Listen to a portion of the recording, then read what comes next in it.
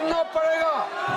मैंने business advisory में भी सर सार्वजनिक वहां सबके सामने में कह दिया है कि सरकार छात्र को लेकर के पूर्ण रूप से विस्तार से चर्चा के लिए तैयार है और पूरा जवाब देने के लिए तैयार है कि वो चर्चा का उत्तर देने के लिए तैयार हैं।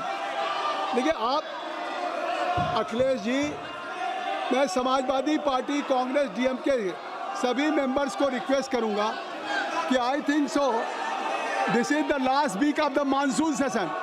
इन last 3 weeks the entire monsoon session was washed out. Who is responsible? Who is accountable? You have been elected.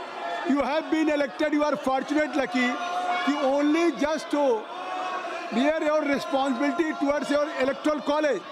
But here you are not participating in debate. Even you were demanding that Home Minister should reply. अब parliamentary affairs minister ने कह दिया है, तो अगर आप जवाब चाहते हैं तो सदन को व्यवस्थित करें।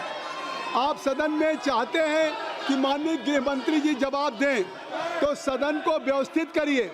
माननीय गृह मंत्री जी का जो आप मांग रहे थे कि माननीय गृह मंत्री जी सदन में हमको जवाब दें, माननीय संसदीय कार्य मंत्री ने कह दिया कि हम गृह मंत्री जी जवाब देने के लिए तैयार हैं और गृह मंत्री जी चाहते हैं कि चर्चा हो, तो आप सदन को व्यवस्थित करें।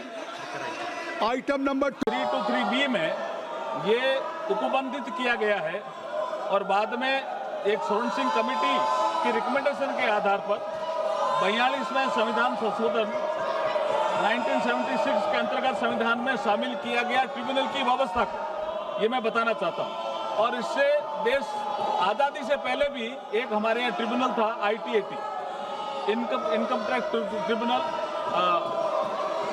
तो वो 1941 का था, लेकिन ये 76 में फिर ये ट्रिब्यूनल की व्यवस्था की गई।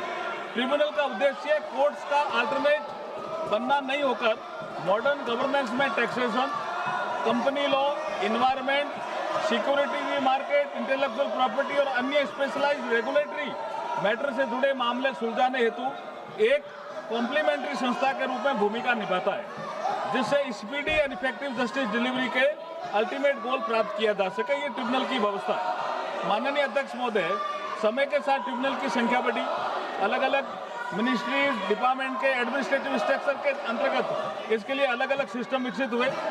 इससे ट्रिब्यूनल इकोसिस्टम में fragmentation, multiplicity of the procedure and administrative variation जैसी चुनौतियां।